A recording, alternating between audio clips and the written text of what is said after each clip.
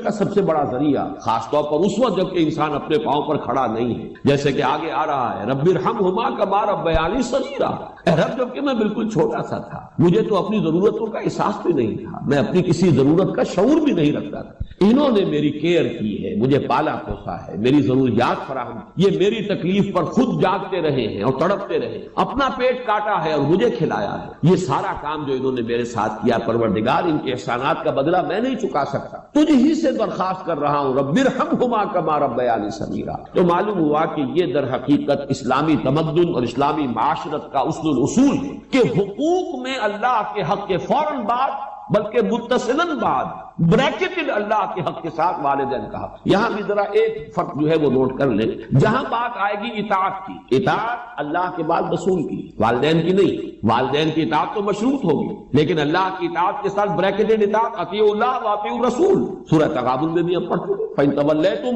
فَإِنَّمَا عَلَىٰ رَسُولِنَا الْبَلَاغُ الْمُبِينُ۔ اطاعت میں اللہ کے بعد فوراً اللہ کا رسول، محبت میں اللہ کے فوراً بعد اللہ کا رسول۔ قُلْ إِن كَانَ آبَاؤُكُمْ وَأَبْنَاؤُكُمْ وَإِخْوَانُكُمْ وَأَزْوَاجُكُمْ وَعَشِيرَتُكُمْ وَأَمْوَالٌ اقْتَرَفْتُمُوهَا وَتِجَارَةٌ تَخْشَوْنَ كَسَادَهَا وَمَسَاكِنُ تَرْضَوْنَهَا أَحَبَّ إِلَيْكُم مِّنَ اللَّهِ وَرَسُولِهِ وَجِهَادٍ فِي سَبِيلِهِ۔ تو گویا کہ اطاعت میں بھی اللہ کے فوراً بعد اللہ کا رسول صلی اللہ علیہ وسلم، محبت میں بھی اللہ کے فوراً بعد اللہ کا رسول صلی اللہ علیہ وسلم، لیکن ادائے حقوق شکر اس میں اللہ کے فوراً بعد والدین۔ معلوم ہوا کہ ہر چیز کا اپنا ایک تقاضا ہے، ہر مضمون میں اپنی ایک ترتیب علیحدہ ہو جائے گی۔ جہاں بات ارکان اسلام کی ہوگی، ارکان اسلام میں کلمہ شہادت کے فوراً بعد نماز کا ذکر آئے گا، لیکن جہاں حقیقت ایمان کا تذکرہ ہوگا، ایمان کے فوراً بعد جہاد کا ذکر آئے گا۔ ہر شے میں اپنے مضمون کے اعتبار سے ترتیب ہے وہ بدل جائے گی۔ تو یہاں نوٹ کیجئے وَقَضَىٰ رَبُّكَ أَلَّا تَعْبُدُوا إِلَّا إِيَّاهُ وَبِالْوَالِدَيْنِ إِحْسَانًا۔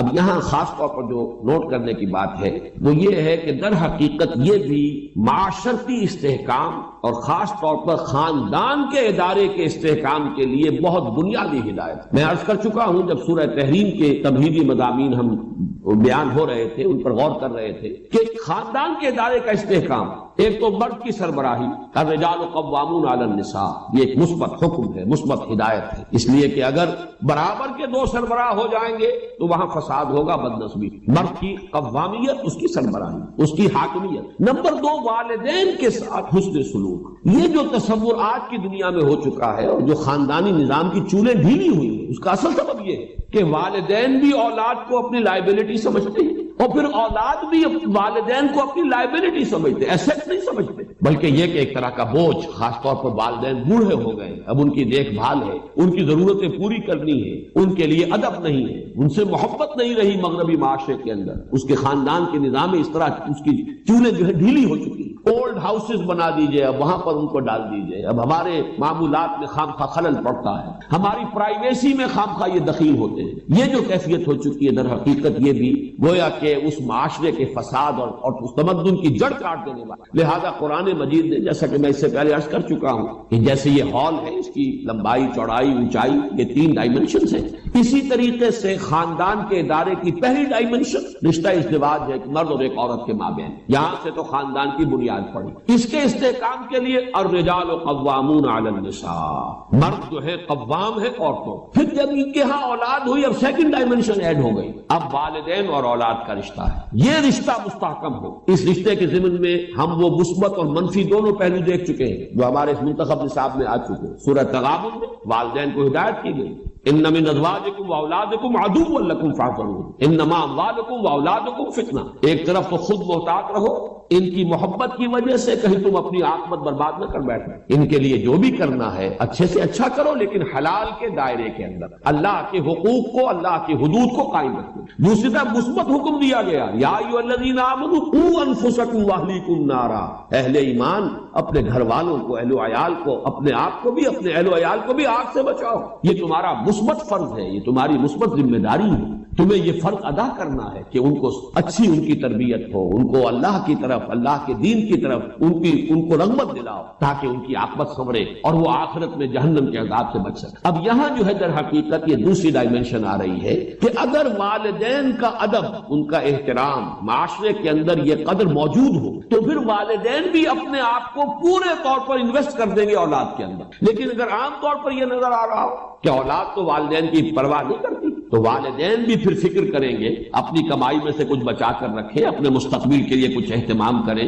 وہ اپنے آپ کو پورے طور پر انویسٹ کرنے کے لیے تیار نہیں ہوں گے۔ اور جیسا کہ آج کل آپ مغرب میں دیکھ رہے ہیں، خاص عمر ہوئی ہے لڑکے کو بھی گھر سے نکال دیا، جاؤ کھاؤ پیو کماؤ، یہاں تک کہ لڑکیوں کو نکال دیتے، جاؤ اپنے پاؤں پر کھڑے ہیں۔ اس لیے کہ اب ہمیں جو کچھ کمانا ہے وہ اپنے مستقبل کے لیے، اپنے بڑھاپے کے لیے، اپنا بڑھاپا انشور کرنا ہے، ہمیں اس کے لیے آسائشوں کا اہتمام کرنا ہے۔ ہم تمہیں اب اپنی لائبلٹی نہیں سمجھ سکتے۔ اللہ کا فضل و کرم ہے کہ ہمارے مشرقی معاشرے میں ابھی تک وہ اقدار موجود ہے کہ والدین بھی اپنے آپ کو بالکل لیا انویسٹ کرتے ہیں اولاد میں، اعتماد کرتے ہیں، اس لیے کہ اولاد بھی بالعموم یہ شکل ابھی ہمارے معاشرے میں موجود ہے کہ بڑھاپے میں والدین کے وہ کا سہارا بنتے ہیں، ان کے لیے ان کی خدمت کرنے کے لیے اپنی امکانی حد تک قبر بستہ رہتے ہیں۔ تو یہ بھی در حقیقت باہمی اعتماد، خاندان کے ادارے کے استحکام کا ایک بہت بڑا ذریعہ، وہ بات ہے جو یہاں تفصیل سے آ رہی ہے۔ وَقَضَىٰ رَبُّكَ أَلَّا تَعْبُدُوا إِلَّا إِيَّاهُ وَبِالْوَالِدَيْنِ إِحْسَانًا، والدین کے ساتھ حسن سلوک۔ اور اس مقام پر، اس مضمون پر، یہ مقام ضربہ سلام ہے قرآن مجید، جتنی تاکید یہاں آئی ہے اور جتنے اسلوب کے ساتھ اس کو بیان کیا گیا ہے یہاں، واقعہ یہ ہے کہ یہ ضربہ سلام چوٹی ہے قرآن مجید کی اس موضوع۔ اما یبلغن عندک الکبر احدہما او کلاہما، اگر پہنچ ہی جائیں تمہارے پاس کبر، بڑی عمر کو، بڑھاپے کو، احدہما ان دونوں میں سے کوئی ایک، او کلاہما یا وہ دونوں، فلا تقل لہما اف، تو انہیں اف تک مت کہو۔ یہ اف کیا شے ہے؟ اف عربی زبان میں کہتے ہیں قابل نفرت شے ہے، جس سے گھن آتی ہے، جیسے کہیں کوئی غلاظت ہے یا کہیں پر کوئی یہ ناخن تراشے گئے ہیں وہ کہیں پڑے ہوئے ہیں، ان سے جن سے انسان کو کچھ گھن سی آتی ہے، یہ ہے لفظ، اس کا مادہ جو ہے حمزہ اور فا اس کا مادہ یہ ہے۔ تو اف کہنا جو ہے در حقیقت کچھ نفرت کا، استحقار کا انداز۔ فلا تقل لہما اف، تو انہیں اف تک مت کہو۔ قرآن مجید میں یہ لفظ آیا ہے، ایک تو یہ کہ حضرت ابراہیم علیہ السلام نے کہا تھا اف لکم وما تعبدون، بڑی نفرت اور حقارت کے ساتھ اپنی قوم سے خطاب کر کے کہا تھا تمہارے لیے اور تمہارے معبودوں کے لیے تف ہے، تم پر بھی اور تمہارے معبودوں پر بھی، یعنی یہ کہ میں ان سب سے بری ہوں اور میرا ان سے کوئی کسی قسم کا کوئی تعلق نہیں۔ انی وجہت وجہی للذی فطر السماوات والارض حنیفا وما انا من المشرکین، اور یہی لفظ ایک مرتبہ آیا ہے سورہ احقاف کی آیت نمبر 17 میں کہ جو ناخلف اولاد ہوتی ہے وہ اپنے والدین سے جس طریقے سے مخاطب ہوتی ہے، اف لکما اتعداننی، کیا آپ ڈھکوسنے کی باتیں کر رہے ہیں؟ کیا مجھے بتا رہے ہیں کہ میں جب مر جاؤں گا اور مٹی ہو کر مٹی میں مل جاؤں گا پھر مجھے اٹھا لیا جائے گا؟ تو وہاں بھی لفظ اف آیا ہے۔ تو یہاں نوٹ کیجئے، فلا تقل لہما اف، انہیں اف تک نہ، کسی معاملے میں کہیں انہیں یہ احساس، اس کا اصل مفہوم سمجھیے، ان کے احساسات مجروح نہ ہو جائیں، یہ ہمیں کوئی اپنے اوپر بوجھ سمجھ رہے ہیں یا یہ کہ ہم سے کسی درجے میں کوئی نفرت کر رہے ہیں، ہمیں اب کوئی بنظر استحقار دیکھ رہے ہیں، اولاد کی طرف سے یہ طرز عمل والدین کے لیے ظاہر بات ہے کہ نہایت ان کے جذبات کو مجروح کرنے والا ہوگا۔ فلا تقل لہما اف ولا تنہرہما، جھڑکو مت۔ یہ آگے بات مزید واضح ہو جائے گی، کبھی ایسا ہوتا ہے کہ بڑی عمر کو والدین پہنچ گئے ہیں، تو جیسے خود قرآن مجید میں سورہ حج میں بیان کیا گیا ارذل العمر، ایک بڑی عمر ایسی بھی ہوتی ہے کہ وہ جس کو ارذل عمر کہا گیا ہے، اور اس میں کہ لا یعلم من بعد علم شیئا، انسان کے حافظے میں، ذہن میں، سوچ میں وہ ترقی معکوس شروع ہو جاتی، بلکہ یہ کہ بچپن کی سی کچھ باتیں جو ہیں وہ عود کر آتی ہیں، لوٹ کر آ جاتی ہیں، وہی عادتیں، وہی خواہشات۔ ظاہر بات ہے کہ اس وقت والدین کی ہر بات نہیں مانی جا سکتی، ان کی کسی فرمائش کو رد بھی کر دینا پڑے گا، لیکن لا تنہر، جھڑکو مت۔ بات جو ہے وَقُلْ لَهُمَا قَوْلًا كَرِيمًا، بات کرو ان کے ساتھ نرمی کے ساتھ، ادب کے ساتھ، شائستگی کے ساتھ۔ کسی فرمائش کو اگر رد بھی کر دینا ہے تو جھڑکنے کے انداز میں نہیں، ڈانٹنے اور ڈپٹنے کے انداز میں نہیں۔ وَلَا تَنْهَرْهُمَا وَقُلْ لَهُمَا قَوْلًا كَرِيمًا، اور ان سے بات کیا کرو، گفتگو کرو،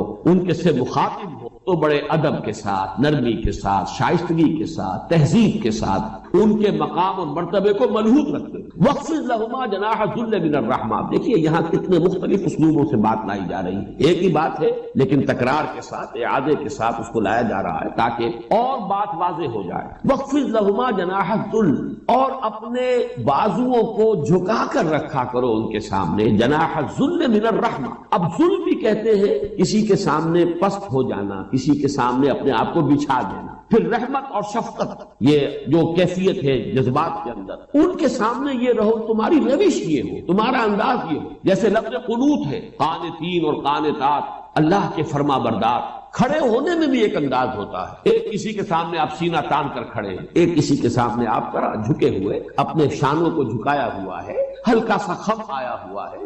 یہ انداز جو ہے کھڑے ہونے کے فرق میں بھی انسان کی جو باطنی کیفیات اور احساسات ہیں ان کا پورا انعکاس ہو جاتا ہے۔ اسی طریقے سے واخفض لهما جناح الذل من الرحمہ، یہی لفظ آیا ہے سورہ حجر میں حضور کے لیے، حضور سے فرمایا گیا واخفض جناحک للمؤمنین، اے نبی آپ اہل ایمان کے حق میں شفقت اور رحمت کے ساتھ اپنے کندھوں کو، اپنے بازوؤں کو جھکا کر رکھیں۔ اور اس میں گویا کہ ایک تصویر لفظی ہے کہ جیسے مرغی جو ہے وہ اپنے بچوں کو اپنے پروں تلے چھپا لیتی، ذرا سا کہیں خطرہ محسوس ہوا، کوئی اندیشہ ہوا تو چاہے وہ بلی کے ساتھ بلی آ رہی ہو، اسے لڑنے کو تیار ہو جائے گی مرغی اپنے بچوں کی، ورنہ تو شاید بھاگے وہاں سے، لیکن بچوں کو بچانے کے لیے اپنے ان پروں کے نیچے چھپا کر اور وہ کھڑی ہو جائے۔ تو یہ انداز جو واخفض جناحک للمؤمنین، اے نبی آپ بھی اپنے کندھوں کو، اپنے بازوؤں کو شفقت کے ساتھ اب اہل ایمان کے سامنے جھکا کر رکھیں، وہ جب آئیں تو محسوس کریں آپ میں رحمت اور رافت اور شفقت۔ وہ لفظ یہاں آیا ہے واخفض لهما جناح الذل من الرحمہ،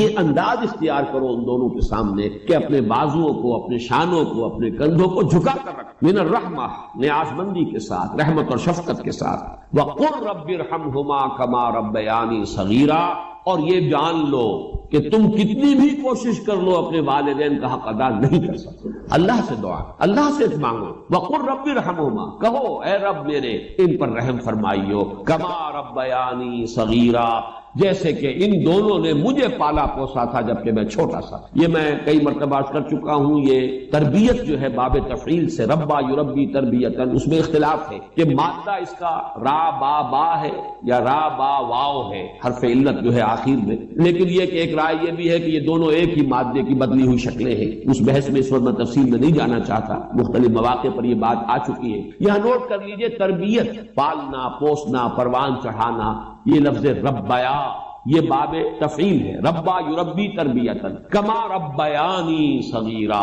اے رب میرے جیسے انہوں نے مجھے پالا پوسا، میری تکلیف پر تڑپتے رہے، بیمار میں تھا جاگتے یہ رہے، اپنا پیٹ کاٹا مجھے کھلایا، اپنی آرام کی قربانی دی اور میرے لیے فکر مند رہے، لہذا اب ان کے احسانات کا بدلہ میں نہیں چکا سکتا، تجھ ہی سے درخواست ہے کہ تو ہی ان پر رحم فرما۔ وقل رب ارحمہما کما ربیانی صغیرا، لیکن اب آگے فرمایا ربکم اعلم بما فی نفوسکم، تمہارا رب خوب جانتا ہے جو کچھ تمہارے جیوں میں ہے، ان تکونوا صالحین، اگر تم واقعتاً صالح ہوئے، فإنہ کان للأوابین غفورا، تو اللہ تعالیٰ رجوع کرنے والوں کو معاف فرمانا۔ اس کا جو کانٹیکسٹ ہے اس کو سمجھ لیجئے کہ جیسا کہ میں نے عرض کیا کہ بڑی عمر کو پہنچنے کے بعد بسا اوقات والدین ہیں، اگرچہ والدین ہیں لیکن اب وہ سمجھ نہیں رہی ہے، شعور زائل ہو گیا ہے، جیسے کہ فرمایا وَمِنْكُمْ مَنْ يُتَوَفَّى وَمِنْكُمْ مَنْ يُتَوَفَّى وَمِنْكُمْ مَنْ يُرَدُّ إِلَىٰ أَرْذَلِ الْعُمَرِ لِكَيْ لَا يَعْلَمَ مِنْ بَعْدِ عِلْمٍ شَيْئًا، تم میں سے وہ بھی ہوتے ہیں جو پہلے ہی ان کی وفات ہو جاتی ہے، 40 50 60 70 برس کی عمر میں انسان فوت ہو گیا، ابھی حواس قائم ہوتے ہیں۔ وَمِنْكُمْ مَنْ يُرَدُّ إِلَىٰ أَرْذَلِ الْعُمَرِ لِكَيْ لَا يَعْلَمَ مِنْ بَعْدِ عِلْمٍ شَيْئًا، اور تم میں سے وہ بھی ہوتے ہیں کہ جو اس ارذل عمر کو لوٹا دیے جاتے ہیں کہ سب کچھ جاننے کے بعد کچھ نہ جانے۔ انسان کے حواس جو ہے وہ مختل ہو جاتے ہیں، انسان کا شعور زائل ہو جاتا ہے، وہ فہم باقی نہیں رہا، بچوں کی سی عادتیں، بچوں کی سی خواہشیں، بچوں کی سی فرمائشیں جو ہے وہ ہو رہی ہیں۔ اب ظاہر بات ہے اس سطح پر آ کر کوئی کتنا ہی صالح ہو بیٹا یا بیٹی، وہ اپنے والدین کی ہر فرمائش کو تو پورا نہیں کر سکتا، کہیں نہ کہیں تو رد کرنا پڑے گا، کہیں نہ کہیں تو فل سٹاپ لگانا ہوگا، کہیں تو انکار کرنا پڑے گا، اور کسی وقت ہو سکتا ہے کہ کوئی سخت انداز بھی اختیار کرنا پڑے۔ اگر فرض کیجئے کہ حواس بھی مختل ہو گئے ہو، اگر کہیں کسی کا ذہنی توازن ہی بگڑ گیا ہو تو کسی وقت سختی بھی کرنی پڑتی۔ اس اعتبار سے یہ آیت بڑی اہم ہے، ربکم اعلم بما فی نفوسکم۔ اگر اس طرح کی مجبوری کی حالت میں کہیں کوئی طرز عمل اس طرز عمل کے منافع منافی اختیار کرنا پڑ جائے کہ جس کا اوپر تذکرہ ہوا. مطلوب طرز عمل تو وہی ہے. وہ طرز عمل کیا ہے؟ فلا تقل لهما اف ولا تنهرهما وقل لهما قولا کریما واخفض لهما جناح الذل من الرحمت وقل رب ارحمهما كما ربياني صغيرا. اس قدر تفصیل کے ساتھ عبادت کرتے ہیں، اس کے سامنے جھکتے ہیں، اس کے سامنے ادب کے ساتھ کھڑے رہتے ہیں، اس کے کچھ حمد کے ترانے گاتے ہیں، اس کے سامنے سجدہ کرتے ہیں. ان کو ہم کہیں گے مراسم عبودیت. رسم کہتے ہیں کسی چیز کی ظاہری شکل. یہ حروف ہے اور یہ رسم جو ہے رسم الخط. اسی طرح یہ قرآن اور یہ اس کا رسم عثمانی ہے، اس کا لکھا ہوا جانا جیسے کہ یہ رسم ظاہر. تو ایک تو یہ چیزیں ہیں عبادت جسے دنیا میں سمجھا جاتا ہے عبادت، یہ مراسم عبودیت. اصل عبادت جو ہے اس کا بھی ایک جسد ہے اور ایک روح ہے. جسد کیا ہے؟ اطاعت، جس کی عبادت ہے کلی اطاعت، ہمہ تن اطاعت، ہمہ وقت اطاعت. غلامی، عبد کے معنی غلام. چنانچہ یہ دو دفعہ ہم پڑھ چکے ہیں کہ فرعون نے کہا تھا بنی اسرائیل کے بارے میں قومہما لنا عابدون، یہ جو ہارون اور موسیٰ کی قوم ہے وہ تو ہماری غلام قوم. اور ظاہر بات ہے وہ پرستش نہیں کرتے تھے، وہ قبطیوں کو پوجتے نہیں تھے، وہ ان کی نماز نہیں پڑھتے تھے، وہ ان کو سجدہ نہیں کرتے تھے معاذ اللہ. لیکن غلامی جو ہے اصل شے، اطاعت یہ تو اصل جسم ہے. اصل عبادت کا جو ہے جسم جسد جو ہے وہ ہے اطاعت. لیکن جو چیز اس اطاعت کو غلامی سے آگے بڑھ کر عبادت بنا دیتی ہے وہ اس کی روح ہے، روح محبت. جس ہستی کی اطاعت محبت کے ساتھ کی جائے گی وہ عبادت ہے. ایک جبرن اطاعت کی جا رہی ہے. اب جیسے کہ انگریز کی ہم اطاعت کرنے پر مجبور تھے، ہم اطاعت کر رہے تھے، عبادت نہیں کر رہے لیکن اطاعت کر رہے ہیں. لیکن کسی کی محبت کے جذبے سے سرشار ہو کر اطاعت کی جائے گی تو وہ عبادت ہے. تو اللہ کی عبادت کے لیے جو بھی ڈیفینیشن اس کی امام ابن تیمیہ اور حافظ ابن قیم استاد اور شاگرد دونوں کی ہے وہ یہ ہے کہ اس کے دو اجزاء ہیں. العبادت تجمع اصلین، غایت الحب مع غایت الذل والخضوع، کہ دو چیزوں کو جمع کرنے سے اللہ کی عبادت جو ہے وجود میں آتی ہے. حد درجے کی محبت اللہ کے ساتھ اور حد درجے میں اللہ کے سامنے اپنے آپ کو بچھا دینا، مطیع اور منقاد. اچھا یہ تو ہے اصل عبادت. لیکن اس کے لیے جو رسم ہے وہ کیا ہے؟ کبھی کبھی کھڑے ہو کر کبھی سلیوٹ کر لینا ہے، کبھی ہاتھ جوڑ دینا ہے. اب ہندوؤں کے ہاں ہاتھ جوڑنا ہے، یہ ان کی ہاں کی رسم ہے. قنوت ہے، ہمارے ہاں قنوت ہے، ادب کے ساتھ کھڑے ہونا، کہیں جھک جانا، رکوع کرنا، کہیں سجدہ کرنا، حمد کے ترانے جو ہے پڑھ رہے ہیں، تسبیح کر رہے ہیں. یہ اس کی مراسم عبودیت. عبادت اصل کیا ہے؟ اطاعت کلی، اللہ کی محبت سے سرشار. تو اس صورت کا جو عبود ہے وہ یہ ہے کہ اللہ کی عبادت کرو، اس کے لیے اپنی اطاعت کو خالص کرو. اطاعت میں آپ نے کسی اور کو شامل کر دیا، انڈیپینڈنٹ آف ہم، اللہ کی اطاعت سے آزاد مستقل بذات اطاعت، یہ شرک ہے. اور وہ اطاعت اللہ کو قبول نہیں. وہ منہ پر دے مارے گا یہ مجھے 25% اطاعت نہیں چاہیے آپ کی، آپ لیجیے اپنے سر پاس رکھیے، مجھے تو چاہیے 100%. وہ خلوف السلم کافہ. اور ہم سمجھتے ہیں کہ ہم 5-10% بھی تنخواہ لیں گے اللہ تعالیٰ کو تب بھی ہمیں جنت کو دے ہی دے گا. یہی ہے اصل میں ہمارا جو. اگر تو دنیا کی زندگی میں گم ہو گئے، جیسے کہ اقبال نے کہا ہے کہ کافر کی یہ پہچان کے آفاق میں گم ہے اور مومن کی یہ پہچان کے گم اس میں ہے آفاق. دنیا میں رہو، طالب دنیا نہ بنو، طالب عقبہ، طالب آخرت. دنیا میں رہو، برتو، استعمال کرو، تمہارے لیے پیدا کیا گیا. بھائی برتو، متاع ہے، برتنے کی شے ہے. ہاں حلال اور حرام کی پابندیاں سامنے رکھو، باقی برتو. مطلوب یہ نہ ہو، مقصود یہ نہ ہو، مطلوب آخرہ ہو. انما الدنیا خلقت لکم وانتم خلقتم للآخرہ. منزل وہ رہے، مستحضر رہے، سامنے رہے کہ میں تو اجنبی ہوں، یہاں یہ میرا وطن نہیں ہے. الدنیا سجن المؤمن و جنت الکافر. جیسے کسی پرندے کو کسی پنجرے میں بند کر دیا گیا ہو، اس طرح ہمیں اس دنیا میں بھیج دیا گیا. اللہ کی مرضی ہے، بھیجا ہے. جب تک وہ چاہتا رہے گا یہاں، لیکن ہمارا دل یہاں نہیں لگے گا. بازار سے گزرا ہوں، خریدار نہیں ہوں، طالب دنیا. تب تو یہ کوئی دھوکے کا سودا نہیں، پتہ نہیں، بالکل نہیں. حضور نے خود فرمایا مجھے تمہاری اس دنیا میں سے فلاں فلاں چیزیں بہت پسند ہیں. کس قدر ریئلسٹک ہے. آپ نے عورتوں کے بارے میں فرمایا مجھے اس دنیا سے پسند ہے عورت. کوئی تسنع اور کوئی بھی تکلف اور کوئی خلاف فطرت بات نہیں کی. محمد رسول اللہ صلی اللہ علیہ وسلم آنکھوں کی جنت میری نماز میں ہے، مجھے خوشبو پسند ہے. عورت کی طرف بھی آپ کا رجحان تھا. قرآن مجید میں آتا ہے نبی اب کوئی اور نکاح آپ نہیں کریں گے. وَلَوْ أَعْجَبَتْكَ حُسْنُهُنَّ، چاہے ان کا حسن جو ہے وہ آپ کو اچھا لگے، اب اجازت نہیں ہے مزید، بس فل اسٹاپ. جتنے نکاح ہو چکے ہو چکے. یہ دنیا کو حضور نے صلی اللہ علیہ وسلم دنیا پر سوار رہو، دنیا کو اپنے اوپر سوار نہ ہونے دو. بس بات سے رکھیے. کافر کی یہ پہچان کہ آفاق میں گم ہے.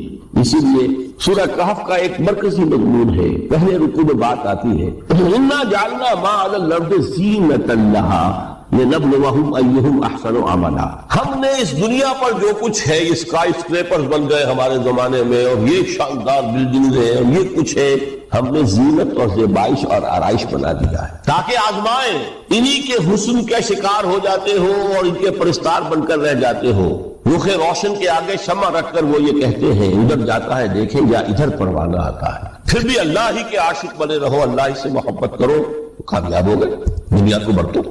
اگر دنیا یہ عروس ہزار داماد جو ہے اگر کہیں یہ محبوبہ بن گئی تو ختم۔ اچھا دیکھیے اس سورہ حدید میں اب یہ دنیا کی حقیقت کو اس طرح بیان کر کے دو نتیجے جو اس سے نکلتے ہیں ان کو علیحدہ علیحدہ بیان کر دیا۔ ایک نتیجہ جو میں بیان کر چکا رحمانیت، ترک دنیا، اس کی نفی کرتے ہوئے فرمایا وَلَقَدْ أَرْسَلْنَا نُوحًا وَإِبْرَاهِيمَ وَجَعَلْنَا فِي ذُرِّيَّتِهِمَا النُّبُوَّةَ وَالْكِتَابَ فَمِنْهُمْ مُهْتَدٍ وَكَثِيرٌ مِنْهُمْ فَاسِقُونَ ثُمَّ قَفَّيْنَا عَلَى آثَارِهِمْ بِرُسُلِنَا وَقَفَّيْنَا بِعِيسَى ابْنِ مَرْيَمَ وَآتَيْنَاهُ الْإِنْجِيلَ وَجَعَلْنَا فِي قُلُوبِ الَّذِينَ اتَّبَعُوهُ رَأْفَةً وَرَحْمَةً وَرَهْبَانِيَّةً ابْتَدَعُوهَا مَا كَتَبْنَاهَا عَلَيْهِمْ۔ اصل مضمون یہ تھا جس کے لیے تمہید اتنی لمبی بازی، ہم نے نوح کو بھیجا، ابراہیم کو بھیجا، ان کی اولاد میں ہی نبوت اور کتاب رکھ دی، پھر ان کے نقش قدم پر ہم نے اٹھایا عیسیٰ ابن مریم کو، انہیں انجیل دی، اور جو لوگ ان پر ایمان لائے ان کے دلوں میں رحمت اور رافت کے جذبات پیدا کر انسانی ہمدردی۔ حضرت عیسیٰ کا جو اپنا مزاج تھا، ظاہر بات ہے کہ آپ کے حواریین اور آپ پر ایمان لانے والوں میں اسی کا ایک عکس پیدا ہونا، لہذا وہ ایک خاص کیفیت۔ لیکن فرمایا ایک شے کیوں انہوں نے بدعت کے طور پر ایجاد کر لیا، وَرَهْبَانِيَّةً ابْتَدَعُوهَا مَا كَتَبْنَاهَا عَلَيْهِمْ، رہبانیت کی انہوں نے بدعت ایجاد کر دی، یہ انہوں نے کی ہے، ہم نے یہ ان پر فرض نہیں کی۔ یہ ہے وہ منفی نتیجہ، گریز، خانقاہوں میں جا کر بیٹھ جاؤ، موناسٹسزم، تجرد کی زندگی گزارو، نتیجہ اس کا کیا نکلتا ہے کہ بظاہر راہب اور راہبائیں رہ رہی ہیں اور رہ رہے ہیں، اور اندر جو حرام کاری کے بازار چل رہے ہیں، اور تہخانوں کے اندر حرامی بچوں کی قبروں کی قبرستان بنے۔ ہسٹری آف کرسچین موناسٹسزم پر کتابیں پڑھ لیجیے، خود انہوں نے اپنے سارے جو ہیں بخیے اجیڑ کر خود رکھ دیے۔ یہ رہبانیت کے اسلام کا راستہ نہیں ہے۔ احادیث کے حوالے سے میں آپ کے سامنے پہلے بیان کر چکا ہوں، میں بعد میں تھوڑا سا عرض کروں گا کہ ہمارے ہاں بھی یہ رسم کیوں آئی اور کیسے آئی۔ الحمدللہ اس درجے میں نہیں آئی جس درجے میں کہ کرسچینٹی میں آئی ہے، الحمدللہ ثم الحمدللہ، لیکن کسی درجے میں اگر آئی ہے تو کیوں آئی ہے یہ میں بعد میں عرض کروں گا۔ لیکن اس کا مل حیات الدنیا الا متاع الغرور کا دوسرا نتیجہ کیا ہے؟ پہلا نتیجہ تھا گریز کا، پسپائی کا، فرار کا، معاشرے سے نکل بھاگنے کا، تاکہ معاشرے میں اشرار کھل کھیلیں جو چاہے کر۔ ایک راستہ یہ ہے، ترک دنیا کے معنی ہے ترک لذات دنیا، آسائشوں کو ترک کرنا، سختیاں جھیلنا، کس لیے؟ تاکہ دنیا سے ظلم کا خاتمہ، باطل کا تختہ الٹ دیا جائے، ظلم کا استحصال۔ ظاہر بات ہے ظالم آسانی سے ظلم نہیں چھوڑے گا، ایکسپلائٹر بعض و نصیحت سے اپنے ایکسپلائٹیشن سے باز نہیں آئے گا۔ شاذ ہوتے ہیں اس طبقے کے اندر بھی یقیناً کچھ سلیم الفطرت لوگ ہوتے ہیں، جیسے طبقہ اشرافیہ سے تھے حضرت ابوبکر رضی اللہ تعالیٰ عنہ، سلیم الفطرت انسان تھے، وہ کوئی غلاموں کے طبقے سے تو نہیں تھے، کوئی فقراء کے مساکین کے طبقے میں سے نہیں تھے، اونچے طبقے میں سے تھے، عشرہ مبشرہ اکثر و بیشتر اس طبقے سے تھے۔ لیکن بائی اینڈ لارج وہ جو طبقہ ہوتا ہے یا تو وہ اپنے جبر اور استبداد کا تخت جو ہے جما کر بیٹھا ہوا لوگوں کی گردنوں کے اوپر، پولیٹیکل ڈپریشن ہے، یا اکنامک ایکسپلائٹیشن ہے، استحصال۔ محنت لوگ کریں، کھائیں گے ہم، عیش ہم کریں گے، محنت کسان کرے جا کے کھیت میں، ہم لے آئیں گے اپنا حصہ اور عیش کر۔ یا کوئی سوشل ڈسکریمنیشن ہے، یہ اونچا ہے یہ نیچا ہے، یہ تو پیدا ہی ہوا ہے شودر، یہ اس سے نکل ہی نہیں سکتا، اور یہ پیدا ہوا برہمن اونچا ہے۔ اس تینوں قسم کے ظلم، اس کا خاتمہ کرنا، اس کے لیے جدوجہد کی ضرورت، جہاد کی ضرورت، قتال کی ضرورت ہے، اور جہاد و قتال آپ نہیں کر سکتے جب تک کہ لذات دنیاوی سے کنارہ کشی نہ کریں، جب تک کہ اپنی بیلٹ کو ٹائٹ نہ کریں، جب تک کہ اپنی ضروریات زندگی کو کم نہ کریں۔ ضروریات زندگی کم کریں گے تو تفریغ الاوقات ہوگا، جو تبلیغی بھائیوں کی اصطلاح ہے بہت اہم ہے، اپنے وقت کو فارغ کر سکیں گے۔ اس وقت کو فارغ کریں گے تو پھر وہ جد و جہد، وہ محنت، وہ جہاد، اس کے لیے آپ کے پاس وقت ہوگا، اس کو آپ لگا سکیں گے۔ پھر اس میں جب سخت سے سخت منزلیں آئیں گی تو اس میں میدان میں مقابلہ بھی ہوگا، جان کی بازی بھی کھیلنی پڑے گی، اس میں قید و بند کا وقت بھی آ سکتا ہے۔ 3 برس تک اگر محمد عربی صلی اللہ علیہ وسلم پورے خاندان بنی ہاشم کے ساتھ بدترین اسیری سمجھ لیجئے شیب بنی ہاشم میں جو رہے، یہاں تو اسیروں کو آپ راشن تو دیتے، کھانا تو دیتے، وہاں تو اصل جو ہے وہ تو دونوں طرف سے گھاٹی کا منہ بند کر دیا گیا تھا، سیل تھی کہ کوئی شے جو ہے وہ جان نہ پائے گی۔ 3 برس جس میں کہ وہ وقت بھی آیا ہے کہ سوکھے ہوئے چمڑے ابال ابال کر ان کا پانی جو ہے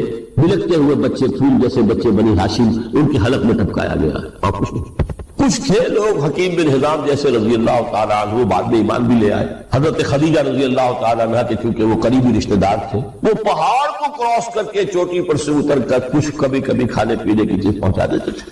یہ سارے مراحل آئے. یہ جو ہے یہ مثبت ہے. ترک دنیا وہ نہیں.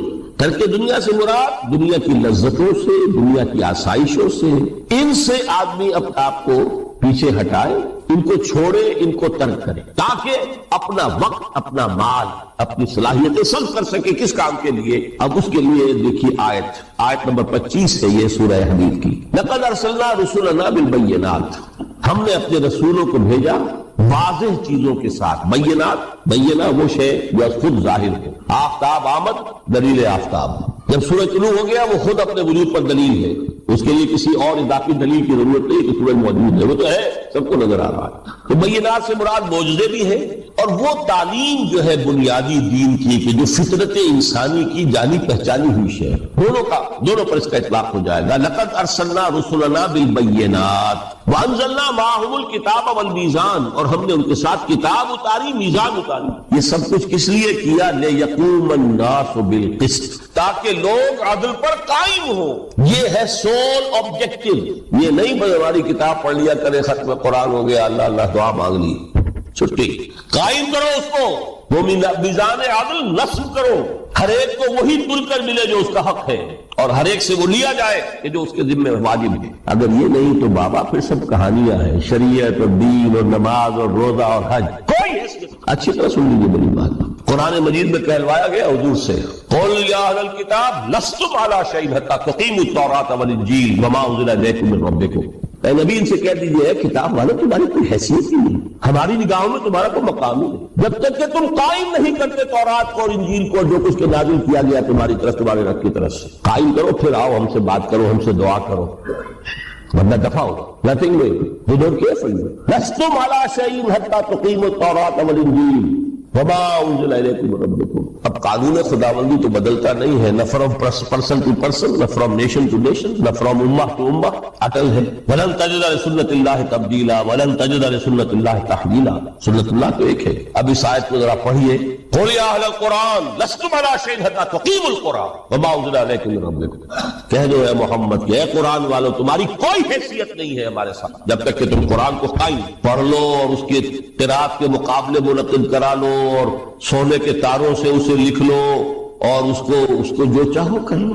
کوئی حیثیت نہیں. قائم کرو اس قرآن کو، اس کے نظام کو، اس کے قانون کو، جو حضرت ابوبکر نے فرمایا تھا. پہلا خطبہ جو دیا ہے آپ بیعت خلافت کے بعد، تم میں ہر قوی میرے نزدیک ضعیف ہوگا جب تک کہ اس سے حق وصول نہ کر لوں، اور ہر ضعیف قوی ہوگا جب تک کہ اسے اس کا حق دلا.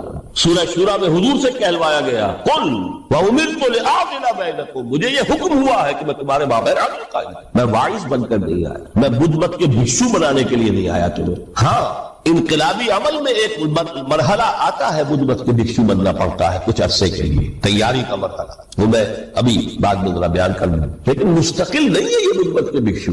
یہ بدماش جس طرح چاہے کھل کھیلے، ظالم جس طرح چاہے لوگوں پر ظلم کرتے رہے، تشدد اور جبر کا جس طرح سے چاہے معاملہ کرے، استحصالی نظام جس طرح ہوتا ہے چلتا رہے. شاہ ولی اللہ دہلوی رحمۃ اللہ علیہ کے الفاظ میں، انسانوں کی عظیم اکثریت ڈھور ڈنگر بن جائے، صبح سے